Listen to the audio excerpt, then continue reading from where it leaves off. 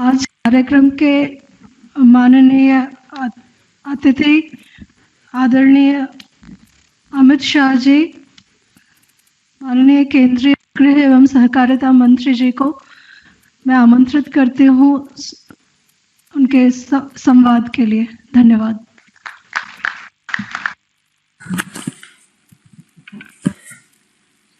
मेरे साथ इस कार्यक्रम में उपस्थित डॉक्टर जितेंद्र सिंह जी, माननीय केंद्रीय विज्ञान एवं प्रौद्योगिकी मंत्री, पीएमओ के मंत्री श्रीमती मोनाबेन खंडार, श्री हिमांशु पंड्या, कुलपति गुजरात विश्वविद्यालय, श्री सुधांशु जहांगीर जी, डॉक्टर मंजूर अहमद मीर कश्मीर विश्वविद्यालय से, और आज मेरे सामने उपस्थित सभी छात्र भाइयों बहनों का मैं मेरे ही शहर अहमदाबाद में हृदय से आप सभी का बहुत भाव से स्वागत करता हूँ। मित्रों, कार्यक्रम जब इंस्टीट्यूट ऑफ सस्टेनेबिलिटी का आज हो रहा है गुजरात विश्वविद्यालय द्वारा कश्मीर महोत्सव में जुड़ने का मुझे मोदी जी ने देश में कई सारी नई शुरुआत की। इसमें एक प्रमुख शुरुआत यह है जो हमारे देश के लिए बहुत महत्वपूर्ण है। आप सभी जानते हैं हमारे देश में कई प्रकार की भाषाएं हैं, कई प्रकार की वेशभूषाएं हैं, खान पान, कई प्रकार की संस्कृतियां हैं, और इतने बड़े विविधतापूर्ण देश को जोड़कर रखना ये दुनिया को चैलेंज लगता होगा, मगर भारत के लिए चैलेंज नहीं है, क्योंकि हम वर्षों से ही सह अस्तित्व से ही जीते आए हैं, आगे बढ़ते आए हैं। हमने जब विश्व में सबसे ऊपर पहुंच रहे थे तब भी हम सह अस्तित्व से जी रहे थे, और आज जब देश में फिर से एक बार हमारा देश विश्व में सबसे पहले नंबर की ओर तेज गति से चल रहा है, तब भी हम सह अस्तित्व के साथ ही चल रहे हैं। अनेक संस्कृतियां, अनेक भाषा, अनेक प्रकार की भूषाएं, अनेक प्रकार का भोजन, ये सब हमारी स्ट्रेंथ है, वीकनेस नहीं है। परंतु ये स्ट्रेंथ को बनाए रखना है तो उसमें एक भारत श्रेष्ठ भारत के कंसेप्ट को जमीन पर उतारना पड़ेगा। इसलिए मोदी जी ने विशेषकर युवाओं के लिए एक भारत श्रेष्ठ भारत के कंसेप्ट को पूरे जीवन के मंत्र के रूप में अपनाने का आह्वान किया है। आज मेरे सामने गुजरात और कश्मीर दोनों जगह से आए हुए बच्चे हैं। कश्मीर महोत्सव गुजरात में मनाया जा रहा है, इसका मुझे बहुत आनंद है, क्योंकि कश्मीर कई सारी संस्कृतियों का अपने आप में एक मेल मिला है। वहां इस्लाम भी है, बौद्ध संस्कृति भी है, वहां पर शंकराचार्य भी है, और वहां पर सूफीज्म भी है। ढेर सारी संस्कृतियों को मिलाकर कश्मीर बना है, और कश्मीर एक प्रकार से पूरे देश के लिए भारत माता की कल्पना को करे तो कश्मीर भारत माता का मुकुटमणि है। और कश्मीर में आज जो परिवर्तन आ रहा है वो परिवर्तन न केवल कश्मीर के बच्चों के लिए, देश भर के युवाओं के लिए बहुत महत्वपूर्ण है। आज कश्मीर में गत साल की मैं बात करूं तो करीब 1,80,00,000 पर्यटक कश्मीर के अंदर आए, और उन्होंने देश भर से कश्मीर का लुत्फ उठाया है, कश्मीर को जाना है, कश्मीर की संस्कृति को जाना है, और उसका अच्छा संदेश लेकर देश भर में गए हैं। एक जमाना था जब कश्मीर के अंदर बम धमाके, हड़तालें, पत्थरबाजी हुआ करती थी। आज वही कश्मीर के युवा के हाथ में लैपटॉप भी है, पुस्तकें भी हैं, नई सोच भी है, और स्टार्टअप की रेस में जुड़कर विश्व के युवा को चुनौती देने का मादा भी है। ये परिवर्तन मोदी जी ने 9 साल में जो लाया है, इससे समग्र देश आज प्रसन्न है। मित्रों, यहाँ पर अहमदाबाद के छात्रों के साथ कश्मीर के छात्रों के फैकल्टी का आदान प्रदान, वैचारिक आदान प्रदान भी हुआ है। इसके साथ गुजरात यूनिवर्सिटी ने कश्मीर विश्वविद्यालय के प्रतिनिधियों के साथ स्किल डेवलपमेंट और स्पेस एप्लीकेशन सेंटर का भी आप लोगों ने यात्रा किया है, इसरो का भी यात्रा किया है,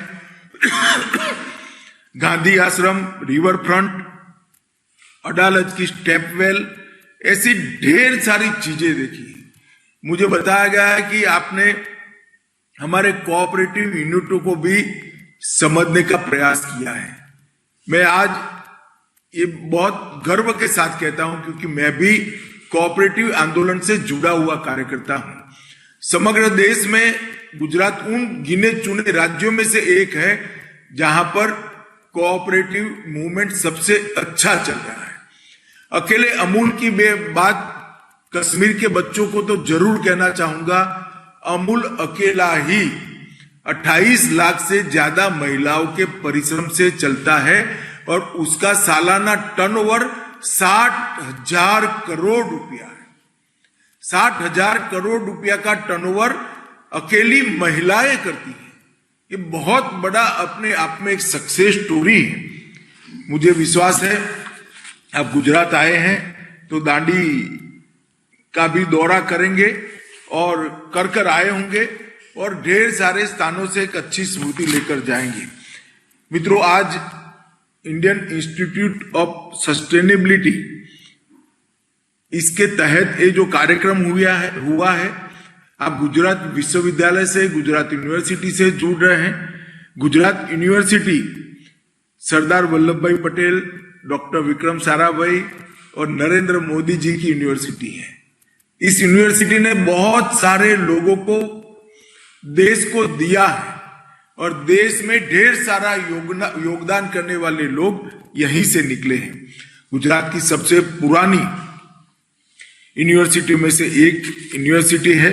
इनोवेशन के लिए सबसे पहला इनोवेशन पार्क अगर कहीं बना तो गुजरात यूनिवर्सिटी में बना और आज गुजरात यूनिवर्सिटी के परिसर में 300 से अधिक स्टार्टअप का वो समर्थन कर रहे हैं। आज मैं जब यहाँ आपके सामने आया हूं तब सहकारिता मंत्रालय की भी जरूर बात करूंगा।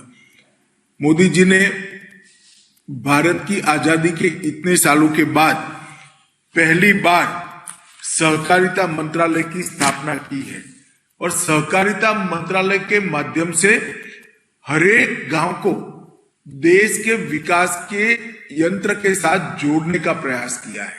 हरेक गरीब से गरीब व्यक्ति को देश के अर्थतंत्र के साथ जोड़ने का प्रयास किया है। और आज अभी कैबिनेट में मोदी जी ने एक निर्णय लिया है कि हम आने वाले 3 सालों के अंदर देश की 2 लाख पंचायतों में मल्टी डायमेंशनल पैक्स बनाएंगे, जिसके माध्यम से 2 लाख पंचायतों में ग्रामीण विकास को नए आयाम मिलेंगे। ये पैक्स अपने आप में डेयरी भी होंगे, एग्रीकल्चर फाइनेंस का भी काम करेंगे, अनाज के उत्पादन के भंडारण की भी व्यवस्था करेंगे, मार्केटिंग भी करेंगे और जहां मत्स्य संपदा की संभावना है वहां मत्स्य संपदा का भी काम वो करेंगे। और ये पैक्स को जमीन पर उतारने का काम सहकारिता मंत्रालय राज्य सरकारों के माध्यम से कर रही है। मित्रों, आज धारा 370 और 35A कश्मीर से हटा है। उसके बाद पहली बार डेमोक्रेसी ग्रास रूट लेवल पर पहुंची है। कश्मीर में पहले कभी 90 MLA हुआ करते थे, 6 MP हुआ करते थे। आज 30,000 से ज्यादा पंच, सरपंच, तहसील पंचायत और जिला पंचायत के सदस्य कश्मीर की पंचायती व्यवस्था में नेतृत्व का काम कर रहे हैं। आप कल्पना कर सकते हैं, एक जमाने में 100 से कम थे और आज 30,000 से ज्यादा है। और कश्मीर के हर घर में शुद्ध पीने का पानी पहुंचाना, हर घर में बिजली पहुंचाना, ऐसा राज्य है जिसके हर नागरिक को ये सुविधा प्राप्त है। मित्रों, ढेर सारा काम कश्मीर में हुआ है और आतंकवाद की घटनाओं में और पत्थरबाजी में, बम धमाकों में, ये सारी चीजों में बहुत सारी कमी आई है। मित्रों, आज मैं इतना कहना चाहता हूं कि मोदी जी ने भर के युवाओं के लिए बनाए गए 4000 नई सीटें बनाई गई और 15000 ITI संस्थानों में 126 ट्रेंड में 20 लाख से ज्यादा स्किल डेवलपमेंट का युवाओं का काम हुआ है। स्टार्टअप इंडिया एक ऐसा ही नया इनिशिएटिव है जिसके तहत आज 70,000 से अधिक स्टार्टअप अपनी इकोसिस्टम को मजबूत कर रहे हैं और मैं उनको कहना चाहता हूं कि 70,000 में से 44% स्टार्टअप बच्चियां चला रही है, महिलाएं चला रही है। ये बहुत बड़ा अचीवमेंट है। इसके साथ 100 से ज्यादा स्टार्टअप यूनिकॉर्न क्लब में आ गए हैं और 45 आप लोग बात कर रहे हैं, तब कश्मीर के अंदर भी स्टार्टअप मूवमेंट को आगे बढ़ाएं। आप सभी के लिए मोदी जी ने 2015 में मेक इन इंडिया की एक स्कीम लॉन्च की, डॉलर को पार कर गया है और PLI योजना के तहत लगभग 3 लाख करोड़ का नया इन्वेस्टमेंट 12 क्षेत्रों के अंदर आया है। ये बहुत बड़ी बात है। इसी तरह से भारत के युवा पेटेंट रजिस्ट्रेशन करने के लिए भी ढेर सारी सुविधाएं, ढेर सारे गाइडेंस की व्यवस्था, इजी अप्रोचेबल सिस्टम, इकोसिस्टम बनाने का काम मोदी जी ने किया है। 2013-14 में भारत से सिर्फ 3000 आवेदन आते थे, 3000 एप्लीकेशन आती थी। आज भारत से 24,000 एप्लीकेशन सालाना आती है। ये बताता है कि हमारी पेटेंट रजिस्ट्रेशन में हम कितने आगे बढ़े हैं। इसके साथ प्रधानमंत्री मुद्रा योजना, digital India mission, fit India mission, खेलो इंडिया, ढेर सारी योजनाओं को प्रधानमंत्री जी युवाओं के लिए लेकर आए हैं।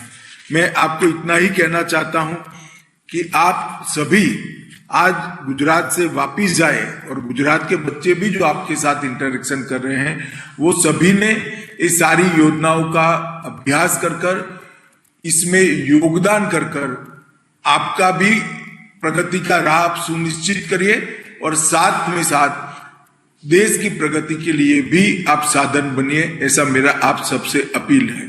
ये हमारा आजादी का अमृत महोत्सव, इसका मतलब 2023 से लेकर 2047 तक ये 25 साल को भारत के अमृत काल के रूप में वर्णित किया है। सबने एक संकल्प लेना है, तो से जुड़ेंगे जब आप लोग, आपके अंदर जो ऊर्जा, आपके अंदर जो इंटेलेक्चुअल कैपेसिटी और आपके अंदर जो जोश पड़ा है, इसको योजनाओं के साँचे में डालेंगे तो भारत को दुनिया में सबसे पहले विश्वविद्यालय के कुलपति प्रोफेसर हिमांशु भाई और डॉक्टर मंजूर अहमद मीर जो कोऑर्डिनेटर है और श्री सुधांशु जांगीड निर्देशक IIS, ये तीनों का मुझे बुलाने के लिए और आपसे बातचीत करने के लिए हैं। जहां से मुझे जनता चुनकर देश की संसद में भेजती है, वहां पर आप बैठे हैं, तो इसीलिए भी मैं आप सभी का स्वागत कर शुभकामनाएं देकर